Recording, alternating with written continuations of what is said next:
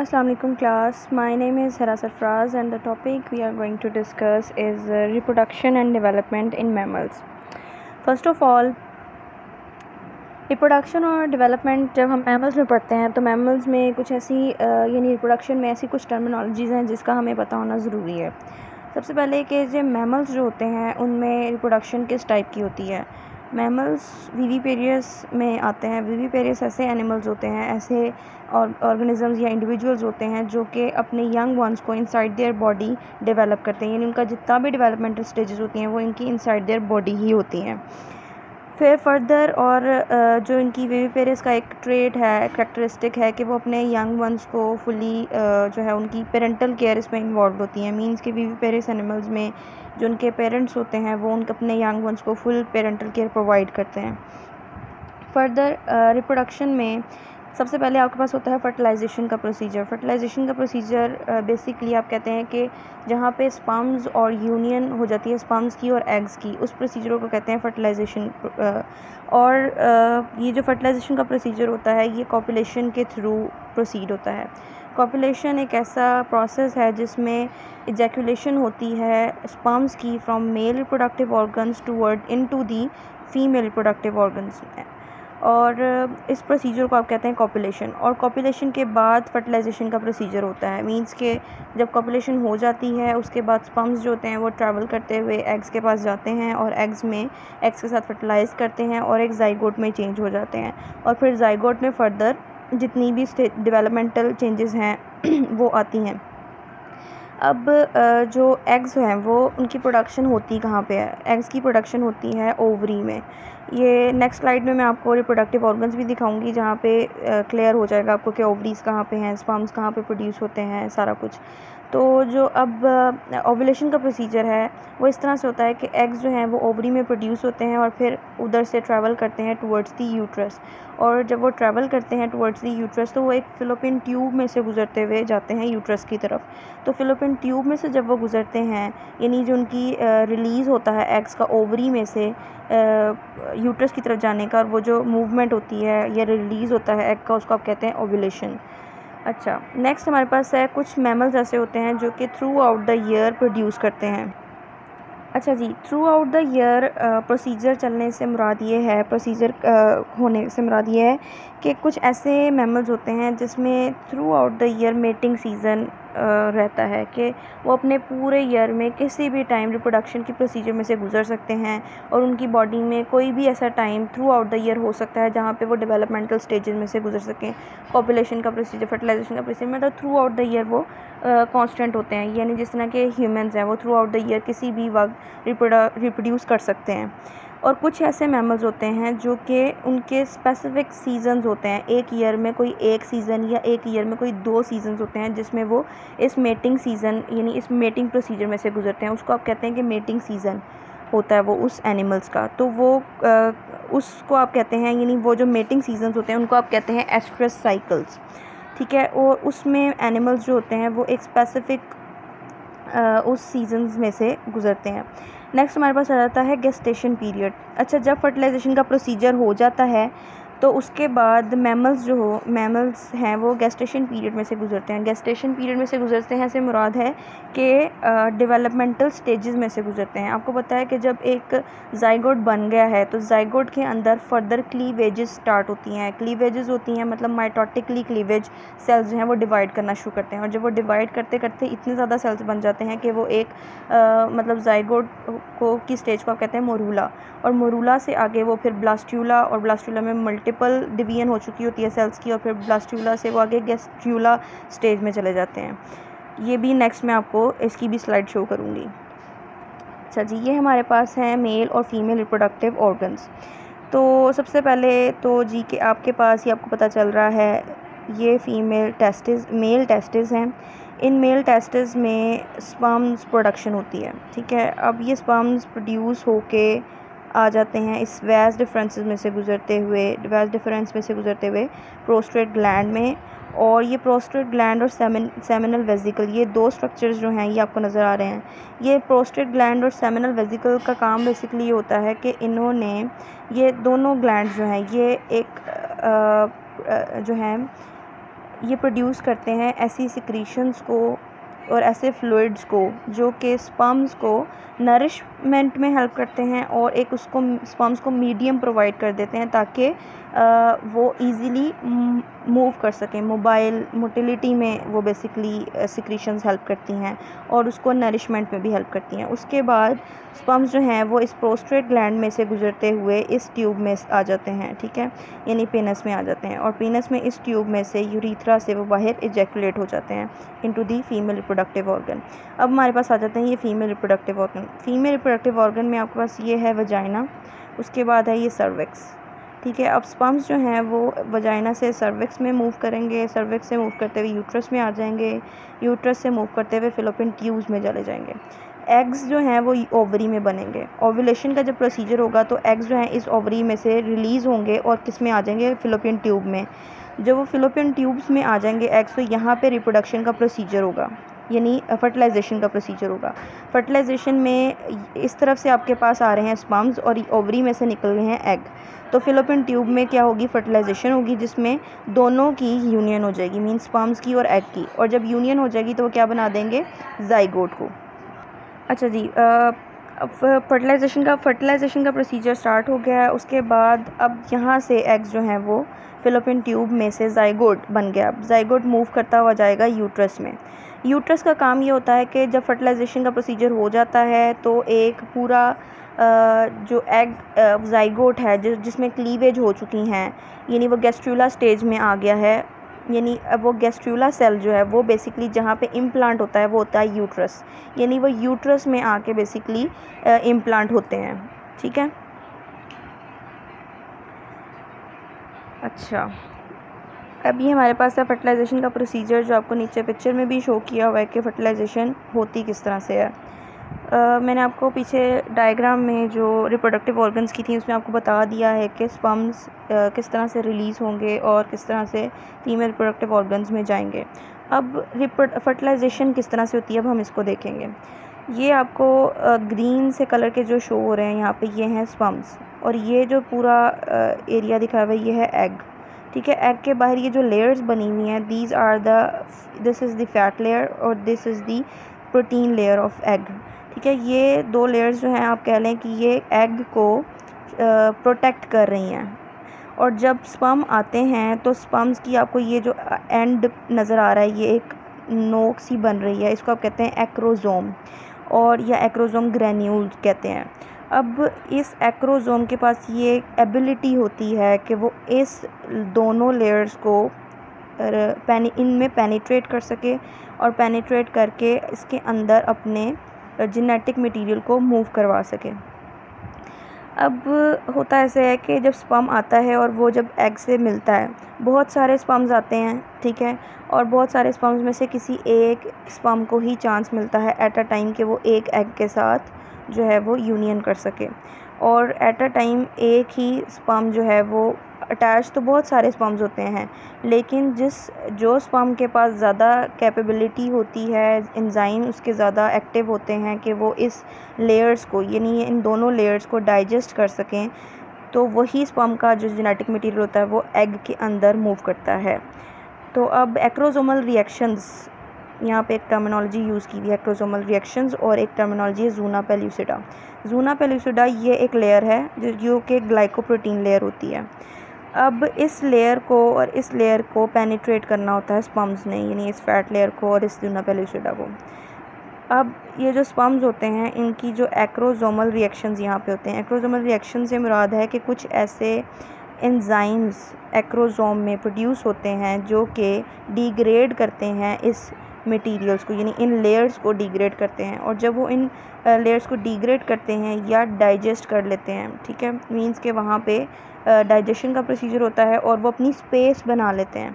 और जब अपनी स्पेस बना लेते हैं तो फिर उसे क्या होता है कि अब जेनेटिक मटेरियल जो है एग स्पर्म्स का वो एग के अंदर, यानी उसकी प्लाज्मा मेम्ब्रेन से अंदर पेनिट्रेट हो गया और उसके साइटोप्लाज्म में चला गया। अब आपको पता है कि एग्स जो होते हैं वो भी हेप्लॉइड होते हैं, स्पर्म्स जो होते हैं वो भी हेप्लॉइड होते हैं। जब एग का हेप्लॉइड जीनोम और स्पर्म्स का हेप्लॉइड जीनोम आपस में मिलते हैं तो वो क्या बना देते हैं, मिलके डिप्लॉइड जीनोम बना देते हैं और फिर उस डिप्लॉइड जीनोम से जो डिप्लॉयड जीनोम होता है वो आ जाता है सेल्स के अंदर, उसको आप कहते हैं ज़ाइगोट। और अब वो जो ज़ाइगोट है उसमें फ़र्दर डिवीजन्स स्टार्ट हो जाती हैं। अच्छा जी, ये आपके पास हैं डेवलपमेंटल स्टेजेस जो ज़ाइगोट बनने के बाद होती हैं। अब जो ज़ाइगोट होता है उसको आप कहते हैं मोरूला। अब उसके अंदर ये स्टेजेस चलती हैं जिसमें आपके पास एग जो है फर्दर स्टार्ट करता है डिवीजन को, माइटोटिकली डिवाइड करते हैं सेल्स, यानी एक सेल से दो सेल बन जाएंगे। अब इन दो सेल्स जो हैं ये एक सेल है और ये एक सेल है, ये दोनों सेल दोनों माइटोटिकली डिवाइड करेंगे और इस दो सेल, हर एक सेल जो होगा ये मज़ीद दो सेल्स बना देगा। तो इस तरह सेल्स बढ़ते जाएंगे बढ़ते जाएंगे बढ़ते जाएंगे और एक स्टेज आ जाएगी कि उसके अंदर बहुत सारे सेल्स जो हैं वो प्रोड्यूस हो जाएंगे, मतलब 100+ सेल्स जो हैं वो एक सेल के अंदर प्रोड्यूस हो गए हैं। उस स्टेज को आप कहते हैं ब्लास्ट्यूला, यानी उस सेल को आप कहेंगे ब्लास्ट्यूला, ठीक है। और ये जो सेल्स होते हैं उस ब्लास्ट्यूला में अंदर, उसको आप कहते हैं ब्लास्टोसिस्ट, ठीक है। अब ये जो ब्लास्टोसिस्ट है ये इन्होंने दिखाया है उसको इंटरनल साइड से और ये एक्सटर्नल साइड से। ये एक्सटर्नल साइड से इस तरह का दिखेगा और इंटरनल साइड में आपको ये अंदर जो एक होलो कैविटी है उसको कहते हैं ब्लास्टोसील, और जो बाहर एक्सटर्नल कैविटी है उसको कहते हैं ब्लास्टोडम। अब इस स्टेज पे जो है आपका ब्लास्टोसिस्ट जो है मूव करता है फर्दर आगे यूट्रस की तरफ, ठीक है। और जब वो फर्दर आगे यूट्रस की तरफ मूव करेगा तो उसने ज़ाहिर है क्या करना है, इम्प्लांट होना है यूट्रस में जाके। उसके अलावा अब ये ब्लास्टूला जो है, ये ब्लास्टोसिस्ट जो हैं और ये ब्लास्टूला स्टेज जो है ये आगे जाती है गैस्ट्रूला स्टेज में। This is the gastrula stage, here you can see this, ठीक है। अब ये ब्लास्टूला स्टेज से गैस्ट्रूला स्टेज में होता क्या है कि अब ये जितने भी इंटरनल सेल्स ब्लास्टूला में बहुत सारे सेल्स बन गए हैं, इन्होंने अपने आप को रीअरेंज करना है। वो अपने आप को इस तरह से रीअरेंज करते हैं कि वो एक 3 लेयर का सेल बना देते हैं। अब ये जो 3 लेयर्स का सेल बन जाता है इसको कहते हैं गैस्ट्रूला, और इसमें जो ये लेयर्स बनती हैं इनको कहते हैं जर्म लेयर्स। और ये 3 लेयर्स होती हैं इसमें आपके पास सबसे इंटरनल लेयर जो है वो होती है एंडोडर्म, उसके बाहर जो लेयर होती है, इन दरमियान में जो लेयर होती है उसको कहते हैं मीज़ोडर्म, और जो सबसे एक्सटर्नल लेयर होती है सेल्स की उसको कहते हैं एक्टोडर्म। अब इन तीनों जर्म लेयर्स का फेट है एक कि हर जर्म लेयर ने एक स्पेसिफिक बॉडी के स्पेसिफिक पार्ट को, स्पेसिफिक ऑर्गन को, स्पेसिफिक मसल्स को और डेवलप करना है। यानी इन जर्म लेयर्स ने आगे डिफरेंशिएट होना है into the organ system of the body. मतलब कहने का ये है कि इस गैस्ट्रुलेशन स्टेज, यानी वो गेस्टेशन पीरियड की बात हुई थी ना पीछे, उस गेस्टेशन पीरियड में से अब ये सारा प्रोसीजर चलेगा। मींस कि अब ये 3 जर्म लेयर्स बन गई हैं, अब इन जर्म लेयर्स ने क्या करना है, उस गेस्टेशन पीरियड में से गुजरना है। उस गेस्टेशन पीरियड में क्या होगा कि ये तीनों जर्म लेयर्स जो हैं एक्टोडर्म, मीज़ोडर्म और एंडोडर्म, ये अपने अपने स्पेसिफिक ऑर्गन्स को बनाना शुरू करेंगी और बना के वो इस ऑर्गन को अपने उस पूरे ऑर्गेनिज्म को डेवलप कर देंगी और एक पूरा इंडिविजुअल जो है वो प्रोड्यूस हो जाएगा। ये आपके पास हैं उन तीनों जर्म लेयर्स की फेट कि उन जर्म लेयर्स ने क्या क्या बॉडी में बनाना है, ठीक है। तो सबसे पहले तो आपके पास जो एक्टोडर्म है, एक्टोडर्म जो है वो बनाते हैं आपके पास, ये आपकी एक्टोडर्म है। एक्टोडर्म बनाती है स्किन सेल्स को, ठीक है, न्यूरॉन और ब्रेन सेल्स को, ब्रेन को, इसके अलावा पिगमेंटेड सेल्स को, ठीक है, जो आपकी स्किन के अंदर ही प्रेजेंट होते हैं। उसके बाद आपके पास आ जाती है मीज़ोडर्मल लेयर। मीज़ोडर्मल लेयर जो है ये बनाती है स्मूथ मसल्स को, रेड ब्लड सेल्स को, इसके अलावा किडनी के सेल्स को, इसके अलावा स्केलेटल मसल्स, कार्डियक मसल्स। फिर आपके पास सबसे इंटरनल लेयर आ जाती है एंडोडर्म की। एंडोडर्म जो है वो बनाती है डाइजेस्टिव सेल लाइनिंग्स को, थायराइड सेल्स को और लंग सेल्स को, ये जो एल्व्यूलर सेल्स होते हैं उनको, ठीक है। ये आपके इसका तीनों जर्म लेयर्स जो हैं इनका फेट है कि उन्होंने इन चीज़ों को बनाना है। नेक्स्ट हमारे पास आती है क्लासिफिकेशन मैमल्स की। जब हम लोगों ने एवोल्यूशनरी पर्सपेक्टिव पढ़ा था मैमल्स का, उसमें उन्होंने बताया है कि मैमल्स की 2 सब क्लासेस थी, एक था प्रोटोथीरिया और एक है थीरिया। प्रोटोथीरिया चूँकि अब एक्सटिंक्ट हो चुकी है, उसमें जितने भी एनिमल्स थे वो एक्सटिंक्ट हैं और वो अब आपको नहीं मिलते अपनी अर्थ पे। तो जो अब मैमल्स आपको मिलते हैं वो सब क्लास थीरिया से बिलोंग करते हैं। अब इस सब क्लास की फर्दर 3 इंफ्रा क्लासेस हैं। एक आपके पास है ऑर्निथोडेल्फिया, जिसमें आपके पास ये आ जाते हैं, और दीज आर द मोनोट्रीम्स, इनको मोनोट्रीम्स भी कहते हैं। मोनोट्रीम्स में आपके पास वो एनिमल्स आते हैं जो कि एग लेइंग होते हैं, वो मैमल्स आते हैं जो कि एग लेइंग हैं। फर्दर आपके पास है इंफ्रा क्लास मेटाथीरिया। मेटाथीरिया में वो एनिमल्स हैं जो कि मार्सूपियल्स हैं, यानी पाउच वाले एनिमल्स हैं इसमें। फिर आपके पास है यूथीरिया। यूथीरिया में वो एनिमल्स हैं जो कि प्लेसेंटल मैमल्स हैं, जो कि प्लेसेंटा के थ्रू अपने ऑफस्प्रिंग्स को नरिश करते हैं और रिप्रोड्यूस करते हैं। अच्छा जी, ये आपके पास है जी काइंड ऑफ मेमेलियन डेवलपमेंट। वही इंफ्रा क्लास आ जाती है आपके पास ऑर्निथोडेल्फिया, जिसमें मोनोट्रीम्स हैं। मोनोट्रीम्स में आपके पास डक बिल प्लेटिपस है, एकिडेंस आ जाते हैं। अब आपके पास ये डक बिल प्लेटिपस और एकिडेंस जो हैं ये ओनली सर्वाइविंग स्पीशीज़ हैं जो कि मोनोट्रीम्स में आपको मिलती हैं, और ये मोस्टली ऑस्ट्रेलिया में और न्यू गिनिया में मिलती हैं। अच्छा, ये मैमल्स जो हैं इसकी कैरेक्टरिस्टिक्स जो हैं वो कुछ हद तक बर्ड्स से रिजेंबल करते हैं। जिस तरह के बर्ड्स में कोई एक स्पेसिफिक कॉपुलेटरी ऑर्गन नहीं होता, उसी तरह इनके पास भी कोई कॉपुलेटरी ऑर्गन नहीं होता, और ये कॉपुलेशन का प्रोसीजर जो होता है वो क्लोएका के थ्रू ही करते हैं। मींस कि वो एक ही ओपनिंग है जिसके साथ उसी से उन्होंने एक्सक्रीशन का प्रोसीजर भी करना है, उसी से उन्होंने एग लेइंग का प्रोसीजर भी करना है, उसी से उन्होंने कॉपुलेशन का प्रोसीजर भी करना है। तो ये मैमल्स जो होते हैं, ये जिस तरह बर्ड्स में ओविडक्ट में फर्टिलाइजेशन का प्रोसीजर होता है, और फिर फर्टिलाइजेशन के बाद वो जो जाइगोट होता है वो पास होता है एग शेल ग्लैंड में, और फिर शेल ग्लैंड से पास होता हुआ क्लोएका से बाहर आ जाता है, उसी तरह इसमें भी सेम प्रोटोकॉल जो है वो फॉलो होता है। और फिर वो एग्स जो हैं उनको इंक्यूबेट करते हैं ये मैमल्स कुछ पीरियड के लिए। हर एनिमल का डिफरेंट इंक्यूबेशन पीरियड होता है, और उस इंक्यूबेशन पीरियड के बाद वो हैच होते हैं, और फिर एक न्यू यंग वन जो है वो प्रोड्यूस हो जाता है। नेक्स्ट हमारे पास है मार्सूपियल एनिमल्स या मैमल्स। अब ये मार्सूपियल्स जो हैं ये आपके पास आते हैं मेटाथेरिया में। मेटाथेरिया में ये जो मैमल्स हैं इनको पाउच्ड मैमल्स भी कहते हैं, क्योंकि इनके पास एक पाउच प्रेजेंट होता है, जिस तरह कि आप देख रहे हैं, जिसके अंदर इनका यंग वन जो है वो नरिश होता है। अच्छा, ये जो मैमल्स हैं मार्सूपियल मैमल्स, इनके अंदर एक जो है मॉडिफिकेशन होती है इनकी ओवरीज़ में, कि वो जिस तरह के प्लेसेंटल मैमल्स हैं, जिस तरह के यूथेरियन मैमल्स हैं, वो अपने अंदर ऑर्गेनिज़म को, यानी इंडिविजुअल को, जो भी उनका फीटस होता है, एम्ब्रियो जो होता है, उसको वो एक लॉन्ग पीरियड तक रिटेन रख सकते हैं, और थ्रू आउट सारा पीरियड जो है वो उसको नरिशमेंट उसके प्लेसेंटा में ही मिलती है। और फिर उसके बाद जब वो एक फुल्ली डेवलप हो जाता है एम्ब्रियो और फीटस बन जाता है, फिर एक न्यू बॉन्ड जो है वो प्रोड्यूस होता है। जबकि मार्सूपियल्स में ये सारा प्रोसीजर नहीं होता, उनकी जो इनर वॉल होती है वो इतनी डेवलप्ड नहीं होती कि वो रिटेन रख सके और उस गेस्टेशन पीरियड को और डेवलपमेंटल सारी पीरियड को रिटेन कर सके। तो इसलिए ये प्री मेच्योर बर्थ देते हैं, ठीक है, मार्सूपियल एनिमल्स। और इनकी जो प्री मेच्योर बर्थ होती है, इसमें इनके जो इन्फेंट्स होते हैं उसको कहते हैं जॉय, JOEY। तो ये जो इनके इन्फेंट्स होते हैं मार्सूपियल्स के इन्फेंट्स, उनको जॉय कहते हैं, और वो शॉर्ट गेस्टेशन पीरियड में से मार्सूपियल गुजरते हैं, लाइक 8 to 40 डेज़। आप देख रहे हैं कि इतने ही शॉर्ट गेस्टेशन पीरियड होता है, मींस के गैस्ट्रूला बन जाता है। गैस्ट्रूला के बाद की फर्दर स्टेजेस जो होती हैं, मींस के जो फेट होता है गैस्ट्रूला के, उसने कौन कौन से ऑर्गन्स बनाने हैं, वो सारे ऑर्गन्स जो हैं वो फुल्ली डेवलप नहीं होते बॉडी के इसमें, और प्री मेच्योर बर्थ हो जाती है।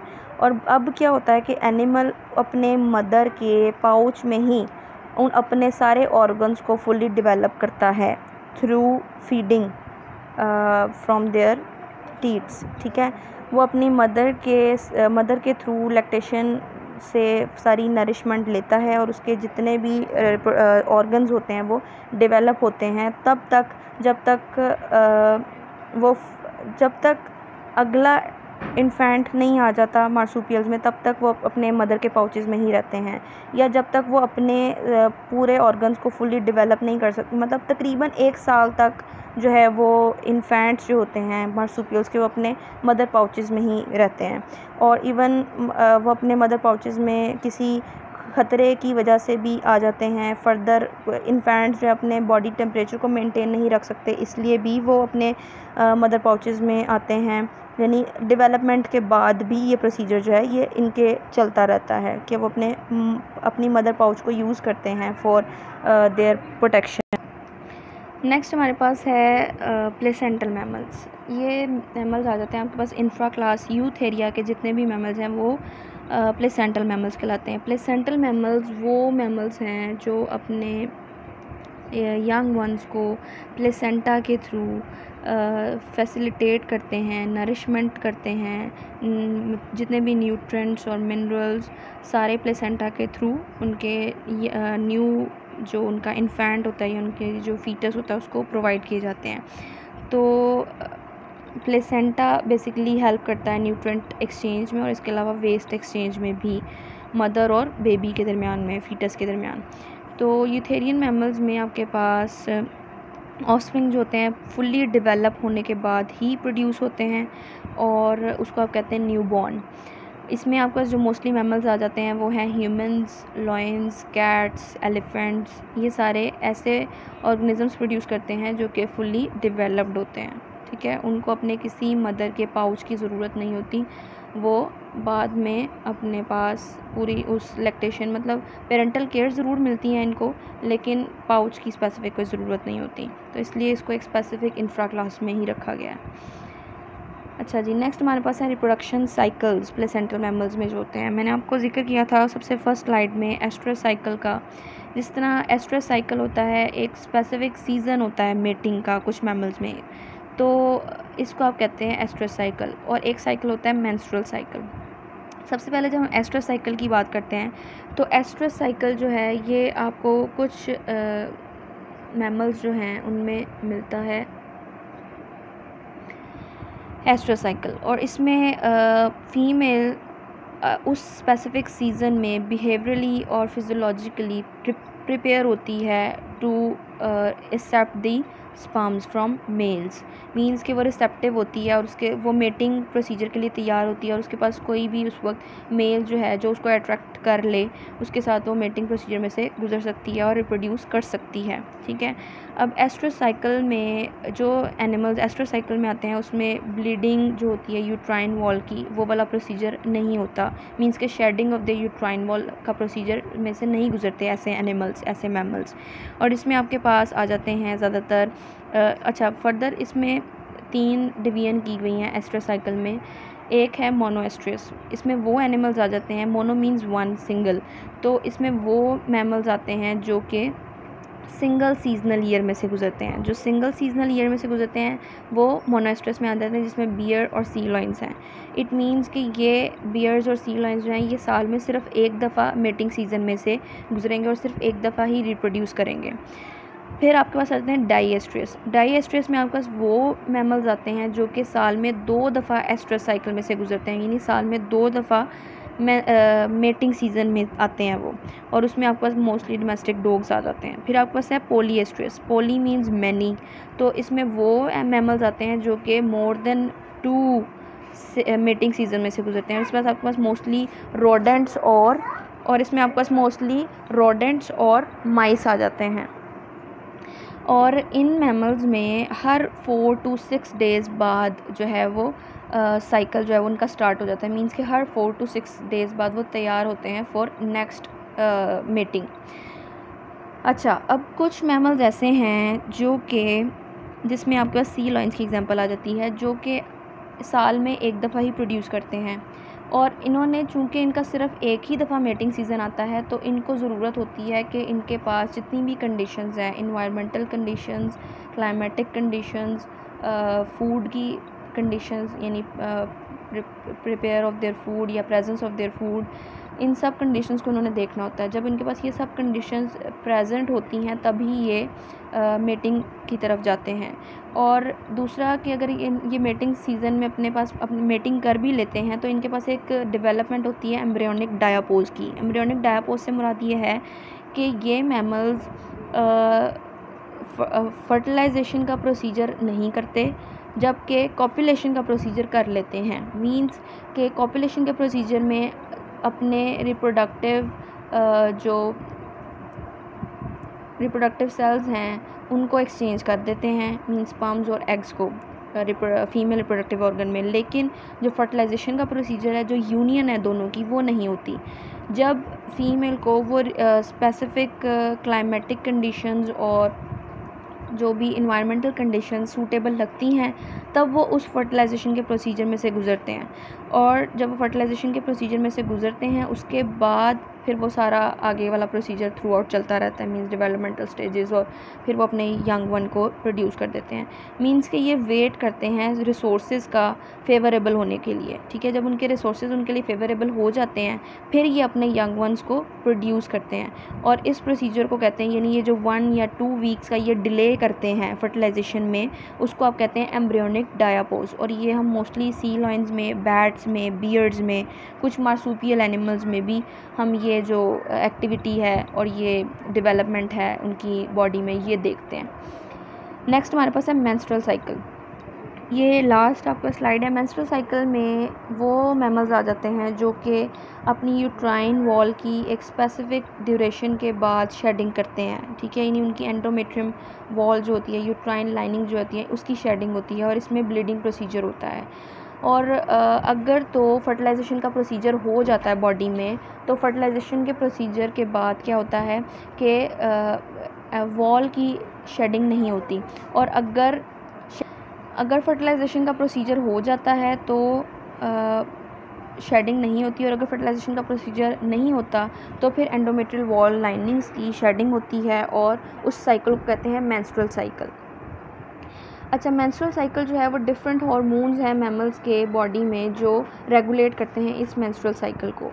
अगर वो हार्मोन्स और ये हार्मोन्स जो हैं, जब फीमेल प्यूबर्टी में आती है, तब ये मेंस्ट्रुअल साइकिल जो है वो स्टार्ट होता है। और जब हार्मोन्स जो हैं वो उनका एक लेवल होता है, जब वो हार्मोन्स, यानी इसमें फॉलिकल स्टिमुलेटिंग हार्मोन्स हैं, एस्ट्रोजन है, प्रोजेस्टेरोन्स हैं, ये हार्मोन्स हैं जो मेंस्ट्रुअल साइकिल को रेगुलेट करते हैं।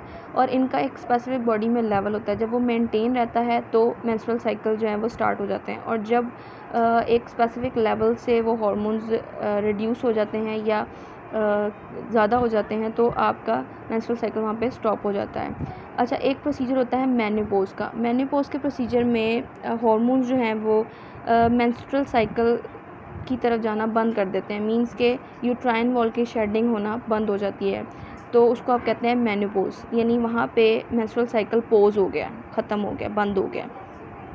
और ये हार्मोन्स जो होते हैं ये फर्टिलाइजेशन के प्रोसीजर को भी और डेवलपमेंटल के प्रोसीजर को भी, और जो आपके यूट्रस में इम्प्लांटेशन का प्रोसीजर है उसको भी रिटेन रखने में हेल्प करते हैं। कि इम्प्लांटेशन का प्रोसीजर हो वो भी इसी के हेल्प से हो रहा होता है, इन्हीं हार्मोन्स के हेल्प से।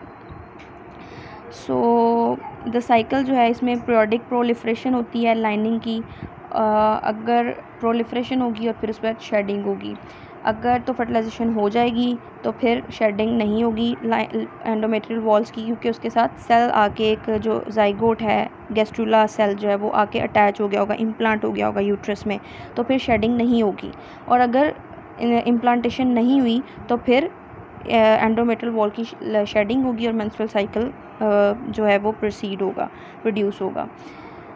तो ये लास्ट साइकिल था आपका रिप्रोडक्शन का, और these are the references from where I get this data. I hope you can understand this material easily. Thank you, Allah Hafiz, and good luck for your exams. Jazakallah.